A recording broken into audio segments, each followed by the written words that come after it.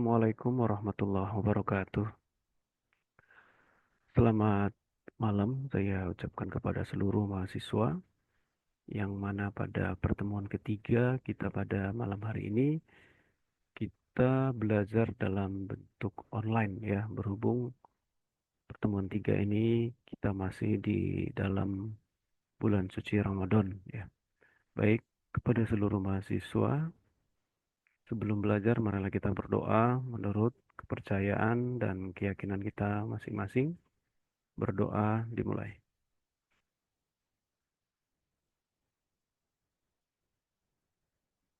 Berdoa selesai.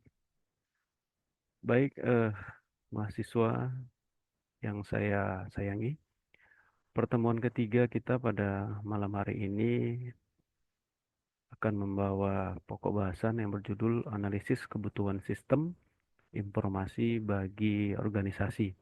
Ya, dalam hal ini organisasi kita artikan saja sebagai sebuah perusahaan atau nantinya sebagai tempat kalian untuk PKL ya nantinya. Materi hari ini membahas langkah-langkah penting dalam menganalisis kebutuhan sistem informasi bagi organisasi, memandu kalian dalam memahami kebutuhan organisasi, merancang solusi yang efektif dan mencapai tujuan strategis kalian. Selanjutnya, kita langsung masuk ke slide yang kedua. Yang pertama adalah memahami dulu tujuan dan objektif organisasi. Yang pertama adalah visi dan juga misi ya. Dalam hal ini visi dan misi akan saya pisahkan nanti menjadi dua slide. Nah, slide yang pertama akan kita bahas tentang visi ya. Visi dan misi itu adalah pahami dulu visi dan misi organisasi secara keseluruhan ya.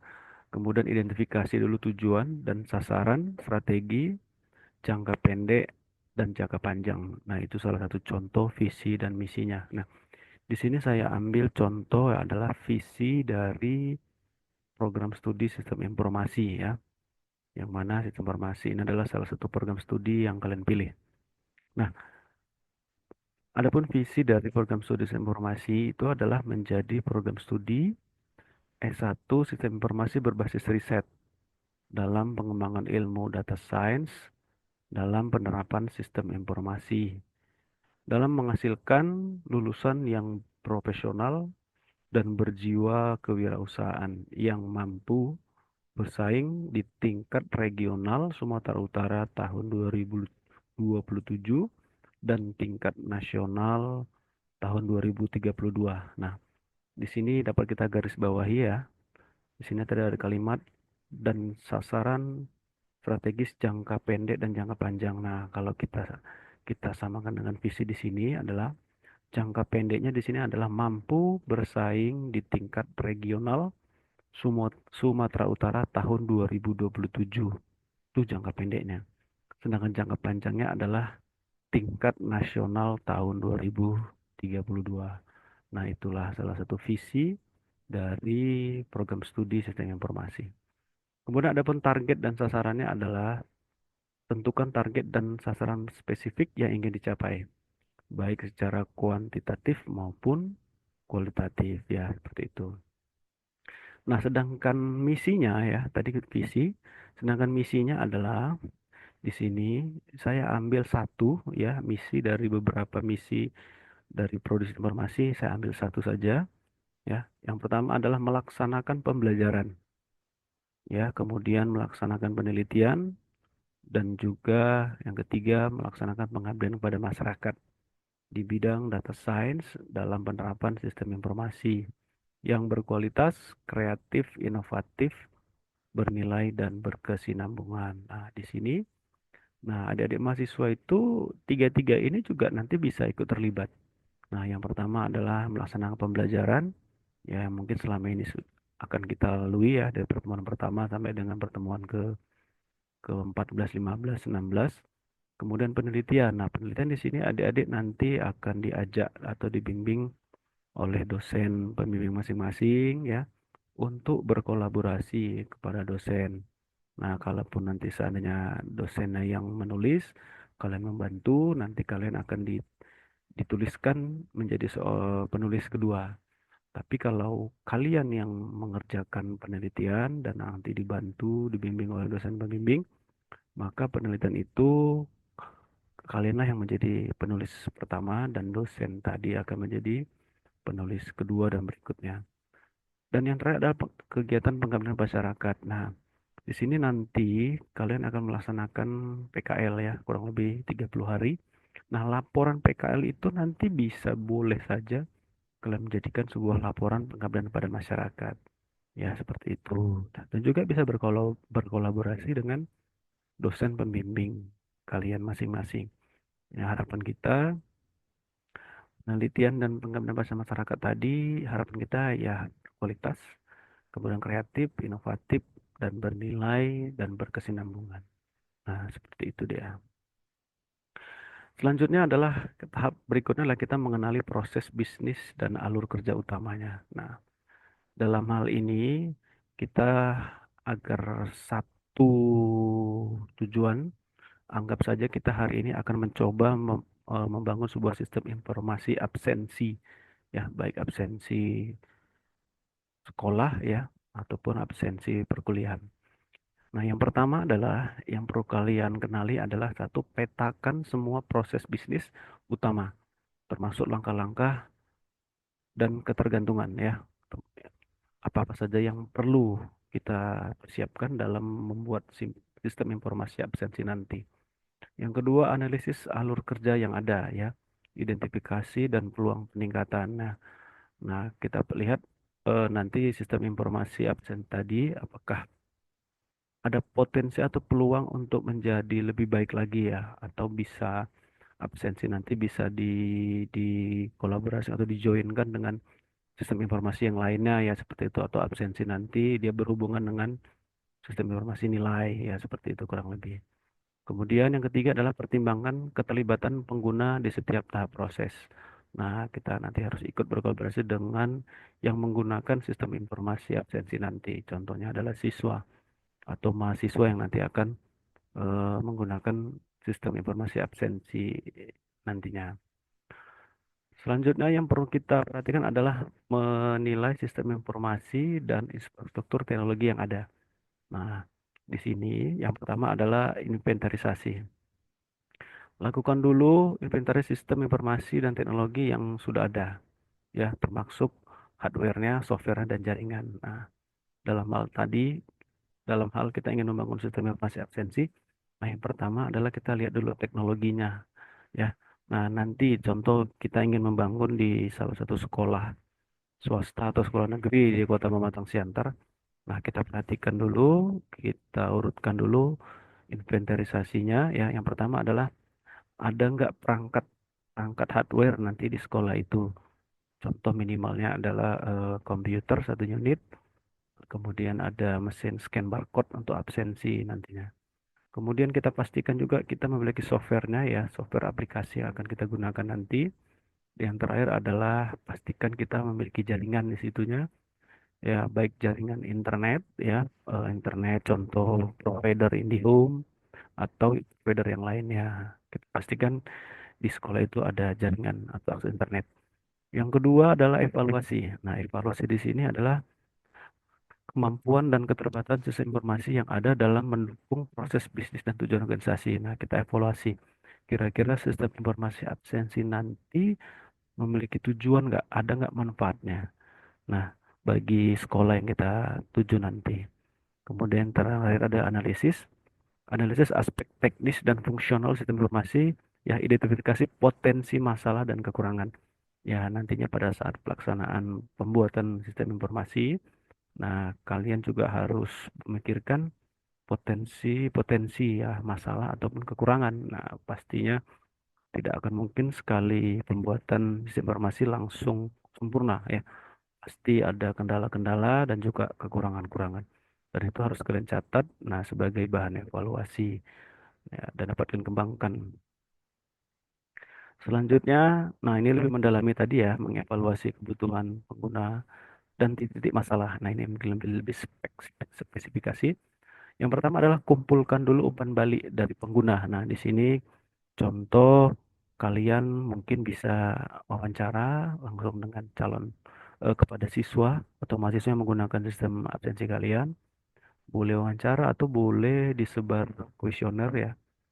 Kira-kira apa kendala ya di dalam penggunaan sistem informasi absensi tadi. Nah, itu harus ada umpan baliknya. Kemudian identifikasi titik-titik masalah yang dihadapi oleh pengguna dalam menggunakan sistem informasi yang ada. Nah, kalian catat mana titik-titik yang paling bermasalah ya. Mungkin yang pertama siswa atau mahasiswa membuat user login ya. Seperti itu. Terkadang siswa ketika pas pendaftaran user login mereka ingat, di hari kedua ketiga mereka lupa. Nah, jadi nanti coba kalian buat keseragaman ya, mungkin username itu cukup pakai NIS, nomor induk siswa, atau NIM, nomor induk mahasiswa itu sendiri agar tidak lupa. Kemudian cari tahu bagaimana sistem informasi dapat membantu memecahkan masalah dan meningkatkan efisiensi kerja pengguna. Dan yang terakhir adalah kalian pastikan sistem yang kalian bangun itu memang mampu memecahkan masalah. Ya mungkin dulu kalau absensi itu guru harus memanggil satu-satu. Contoh Bambang, Ayu. Nah, dulu kan masih manual ya. Nah, dengan ada sistem informasi ini kira-kira mampu memecahkan masalah nggak seperti itu ya. Mungkin kalau dulu manual ketika dipanggil kita tidak kedengeran. Nah, seperti itu. Seharusnya hadir dibuat alfa, buat izinkan itu sebuah masalah contoh kecil. Nah, jadi harapannya di sini nanti sistem informasi kalian mampu memecahkan sebuah masalah seperti itu. Selanjutnya adalah menentukan kebutuhan informasi dan persyaratan data. Nah, di sini ada tiga. Yang pertama, data yang diperlukan. Identifikasi jenis data yang diperlukan untuk mendukung proses bisnis. Nah, kira-kira data apa nanti yang mau kalian perlukan, yang kalian butuhkan dalam membangun sistem informasi absensi tadi. Mau data seperti apa yang kalian butuhkan ya? Ya, apakah biodata siswa itu sendiri, ya, ataupun biodata data eh, siswa, guru yang mengajar atau mata kuliahnya. Nah, kemudian sumber data. Nah, sumber data tentukan sumber data yang relevan, termasuk data internal. Pastikan data yang kalian gunakan nanti adalah data-data yang real, yang memang betul data dari pihak sekolah. Jangan sampai data yang kalian gunakan adalah data yang tidak bersumber dari sekolah ya. Kemudian format data, tentukan format data yang dibutuhkan, termasuk struktur, jenis data, dan metode pengumpulan data. Nah, itu nanti ya kalian ya tentukan metode pengumpulan datanya ya bagaimana, apakah nanti jumpa langsung dengan pihak kepala sekolah atau admin atau bagaimana. Seperti itulah jenis data memang apa yang mau kalian minta, subcopy atau hard copy. Nah, itu nanti harus eh, sudah bisa kalian tentukan. Selanjutnya menyelaraskan sistem informasi dengan strategi organisasi. Yang pertama adalah rencana strategis yang pertama. Pahami strategi jangka panjang organisasi dan bagaimana sistem informasi dapat mendukung pencapaiannya. Nah, pastikan program kalian nanti ini, sistem informasi kalian, kira-kira bisa nggak mampu eh, berjalan jangka panjang ya. Ya, maksud jangka panjang adalah bisa dipakai berkelanjutan dari kelas satu, kelas 2 ataupun kelas 3 seperti itu. Kemudian integrasi, tentukan bagaimana sistem informasi dapat terintegrasi dengan strategi bisnis yang lain. Nah, kira-kira sistem informasi absensi ini bisa nggak kita integrasikan dengan sistem informasi yang lain? Kalau menurut saya sih pasti bisa ya. Terkadang kan eh, wali kelas untuk menentukan siswa yang terbaik itu kan tidak dari nilai saja, pasti dia eh, bobot atau variabel menentukan siswa prestasi itu selain nilai ujian pasti juga ada kehadiran. Nah, itu salah satu program yang kalian bangun dan satu lagi mungkin keaktifan dalam organisasi. Nah, saya yakin bisa terintegrasi dengan yang lain. Kemudian yang terakhir adalah untuk pengambilan keputusan. Timbangkan bagaimana sistem informasi ini dapat mendukung proses pengambilan keputusan yang strategis. Nah, hasil dari rancangan strategis yang pertama tadi, kemudian dengan adanya integrasi ya, terhubung satu dengan lainnya sehingga pihak sekolah dapat mengambil sebuah keputusan siapalah siswa yang terbaik di salah satu kelas ataupun siswa yang terbaik di antara beberapa kelas. Seperti itu. Selanjutnya adalah melakukan analisis kesenjangan dan mengidentifikasi peluang peningkatan. Nah, yang pertama adalah perbandingan. Bandingkan kemampuan sistem informasi yang ada dengan kebutuhan yang diidentifikasi. Nah, yang pertama adalah kalian bandingkan dulu program yang sudah kalian buat tadi, sistem informasi presensi, dengan yang diharapkan oleh pihak sekolah. Ya, coba kalian bandingkan apakah sudah sesuai, ya, apakah sudah sesuai yang diharapkan. Kemudian yang kedua adalah kesenjangan. Identifikasi dulu kesenjangan antara kemampuan sistem informasi yang ada dan kebutuhan organisasi. Nah, kira-kira sistem yang kalian bangun itu ada nggak masalah di sini dengan yang dibutuhkan. Nah, dan yang terakhir adalah peluang. Tentukan peluang untuk meningkatkan sistem informasi guna mengatasi kesenjangan yang ada tadi. Nah, dengan yang kalian bandingkan tadi program yang kalian buat dengan yang diharapkan, kemudian kesenjangan ya, hmm, kemampuan informasi yang ada dan kebutuhan organisasi sudah sesuai yang diharapkan atau tidak. Nah, yang terakhir adalah peluang ya. Kalian harus mampu mengatasi kesenjangan tadi ya antara kebutuhan dan kekurangan tadi seperti itu. Nah, selanjutnya adalah tahap yang selanjutnya adalah pengembangan solusi dari sistem informasi yang kalian bangun tadi adalah yang pertama solusi ya. Kembangkan solusi informasi yang komprehensif yang mencangkup desain sistem, implementasi dan pemeliharaan. Nah, jadi bisa kalian susun ya program sistem informasi yang kalian tadi ya sehingga dapat diimplementasikan dan juga dapat dilakukan pemeliharaan atau peningkatan. Kemudian dalam segi fungsional, ya tentukan fungsionalitas sistem informasi yang diperlukan untuk memenuhi kebutuhan pengguna dan organisasi. Dan yang terakhir adalah teknologi. Pilihlah teknologi yang tepat untuk membangun sistem informasi yang efisien dan mudah digunakan. Nah, di sini kira-kira kalian menggunakan teknologi apa ya atau software apa yang terbarukan ya. Oke, aplikasi apa ya nanti membangun informasinya dan juga kalian bisa menggunakan teknologi jaringan internet ya yang diharapkan nanti tidak putus-putus sehingga ketika siswa login itu tidak terjadi hambatan atau bug antara klien dengan server. Dan yang terakhir adalah penerapan dan mempertahankan sistem informasi. Yang pertama adalah satu pelatihan ya. Latih dulu pengguna untuk menggunakan informasi yang kalian buat ya. Yang kemudian yang kedua dukungan. Sediakan dukungan teknis yang memadai bagi pengguna ya. Contoh kalian sediakan dulu dua perangkat antara pengguna dan juga server. Kemudian yang ketiga pemeliharaan. Pastikan informasi diperbarui secara teratur termasuk pembaruan dan perbaikan ya. Bila dalam tahap awal tadi ada masalah, ada kendala, nah itu harus cepat dalam segi pemeliharaan. Nah, dan yang terakhir adalah evaluasi. Evaluasi secara berkala kinerja sistem informasi dan buat penyesuaian jika diperlukan. Inilah tahap terakhir evaluasi ya. Nah, baik, mungkin demikian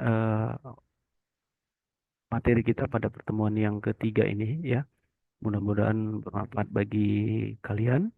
Nah, di sesi terakhir nanti ada pretest ya. Silakan adik-adik mahasiswa coba untuk mencari jawaban dari pretest yang akan saya berikan nantinya. Baik, mungkin demikian yang dapat saya sampaikan kepada adik-adik semua mahasiswa. Sekian dan terima kasih dan saya tutup dengan billahi taufiq wal hidayah. Assalamualaikum warahmatullahi wabarakatuh.